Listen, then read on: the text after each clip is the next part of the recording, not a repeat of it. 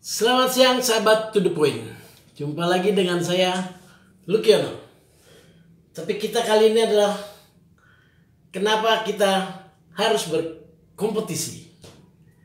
Sahabat To The Point, kalau ingin hidup kita selalu senantiasa lebih baik, kita harus berkompetisi. Jadi kalau hidup Anda ingin senantiasa baik, ya, ke arah yang lebih baik, itu kita harus bersedia atau memiliki jiwa berkompetisi. Yang kedua adalah agar hidup kita bertumbuh dan berkembang. Jadi kalau hidup kita bertumbuh dan berkembang, sama juga dengan pohonan.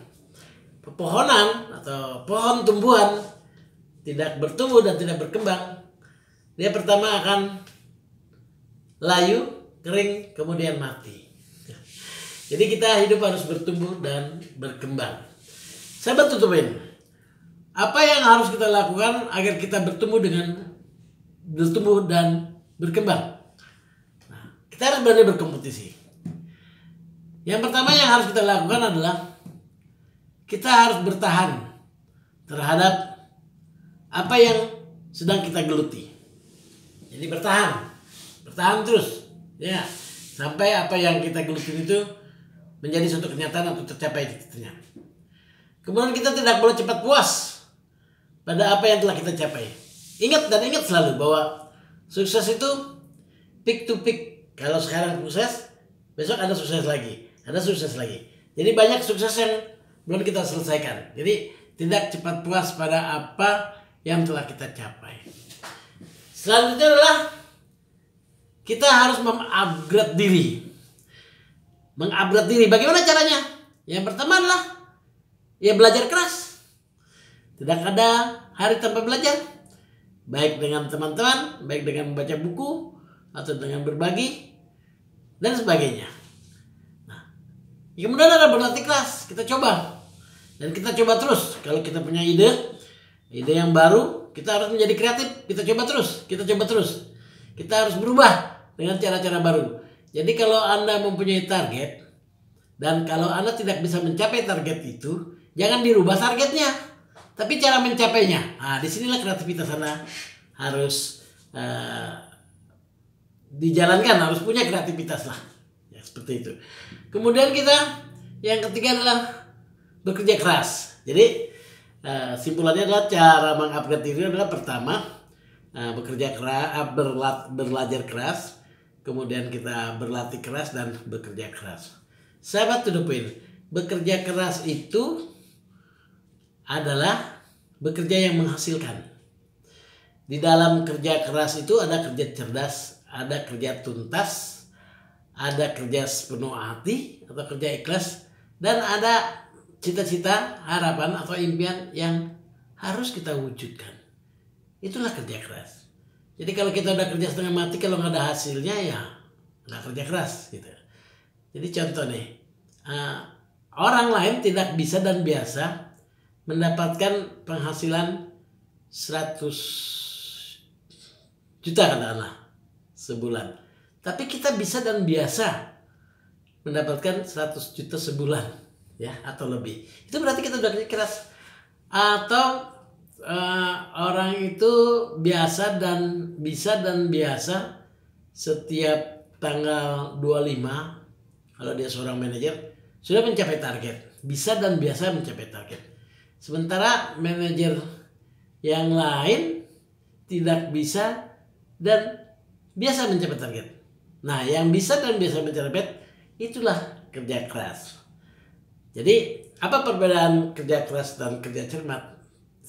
Kalau menurut saya, di dalam kerja keras sudah tidak cermat, ya, karena dia terus dan menerus mencoba untuk mendapatkan hasil yang baik. Kalau menurut saya seperti itu. Jadi di dalam kerja keras sudah ada kerja cerdas. Di dalam kerja keras belum tentu ada kerja keras. Selanjutnya sahabat To The Point, kita harus menerima tantangan, walaupun tantangan tersebut mengandung resiko, ya. Jadi kalau kita lihat layangan itu dia membungkuk karena menantang angin. Kita harus rubah tantangan itu menjadi harapan. Jadi tantangan itu harus kita rubah menjadi tantangan.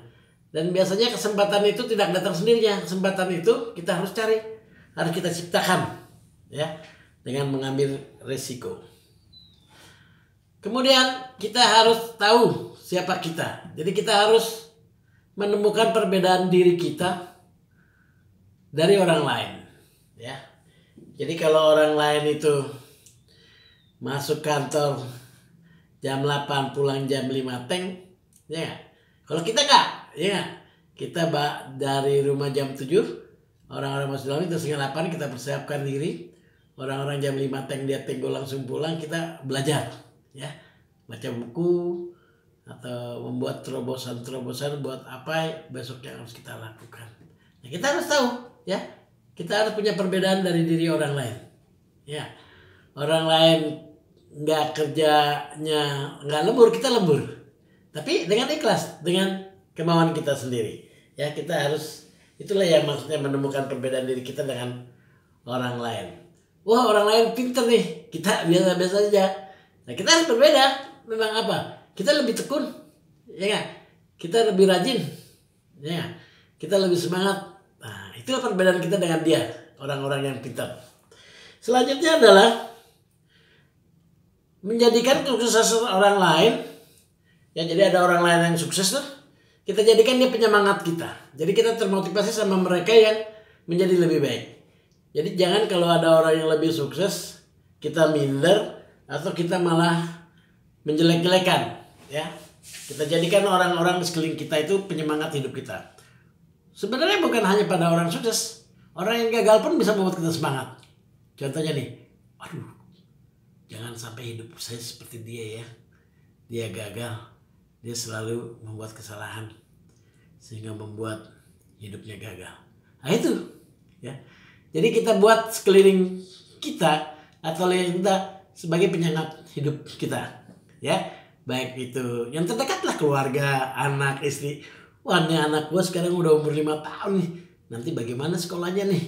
Bagaimana nih? Oh, saya nggak mau lah. Pokoknya dia harus lebih pintar dari saya. Dia harus kuliah, walaupun saya tidak kuliah. Nah itu, jadi kita perlunya menjadikan tempat kita berada sesuatu yang memberikan semangat. Ya. Apa saja, ya, apa saja.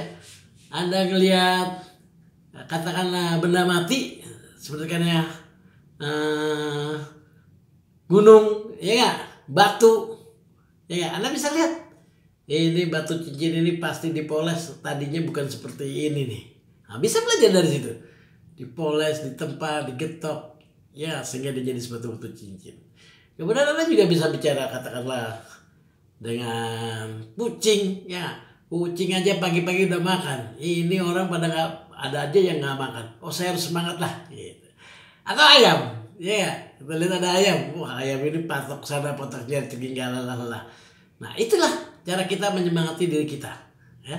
Kita menjadikan bukan hanya orang suksesnya, semuanya, ya, kita jadi semangat. Dan yang paling penting adalah hati kita harus bersih, harus ceria, harus berbahagia, ya kan? Kerjakanlah sesuatu dengan ikhlas, dengan sepenuh hati dan bahagia. Hati yang cerah, hati yang baik dan bahagia, kalau menurut saya itu merupakan suatu obat dan segala obat. Seperti itu. Jadi jagalah hati, itu emang hal yang paling utama supaya kita nggak tergoda, ya, supaya kita nggak menjadi orang yang selalu menjadi orang yang apa ya, memberikan penilaian yang jelek, yang buruk terhadap sesuatu yang kita lihat dan kita pahami. Sahabat To The Point, itulah salah satu kenapa kita harus berkompetisi. Berkompetisi itu sebenarnya ada dua. Satu, berkompetisi dengan diri sendiri, dan yang kedua adalah berkompetisi dengan orang lain. Kalau berkompetisi dengan diri sendiri, ukurannya kita. Contoh kata-katanya, hari ini harus lebih baik dari hari kemarin. Ya, itulah berkompetisi. Jadi besok lebih baik dari hari ini. Itulah kata-kata berkompetisi dengan diri sendiri. Ukurannya kita, gitu. Jadi kalau kita bekerja biasa dengan mencapai target, wah, kita hitung nih harian, ya. Nah, kita berkompetisi. Saya harus lebih bagus dari bulan bulan kemarin 100% saya capai, bulan ini harus 110% misalnya. Itu udah berkompetisi. Nah, berkompetisi pada diri sendiri itu tidak mengandung resiko yang apa ya, yang kita nggak bisa capai karena ukurannya dari kita sendiri. Kalau kemarin itu kita seorang sales pos misalnya mendapat 50 juta, bulan ini kenapa nggak 60 juta gitu. Kita yang tentukan sendiri dari awal bulan. Nah, yang kedua adalah berkompetisi dengan orang lain. Kalau berkompetisi dengan orang lain, ukurannya kemampuan orang lain gitu. Katakanlah saya seorang supervisor, saya mau berkompetisi dengan yang terbagus yang ada sekarang ini, pencapaiannya bagus lah. Nah, ukurannya orang lain.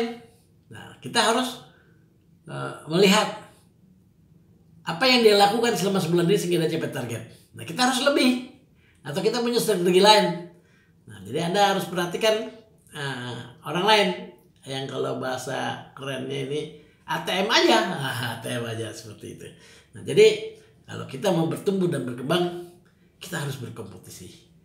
Kalau tidak, kita akan layu, kering, dan mati. Siapapun Anda pribadi maupun company, ya, suatu company harus bersaing. Hidup itu memang harus bersaing, salah satunya. Kalau tidak bersaing ya kita tidak bertumbuh dan berkembang, segitu-gitu aja gitu. Nah, lebih dan kurangnya saya mohon maaf, sahabat to the point. Sampai jumpa lagi di lain kesempatan. Jangan lupa kita selalu mengupgrade diri kita supaya kehidupan kita menjadi lebih baik. Salam bahagia selalu. Action with big passion.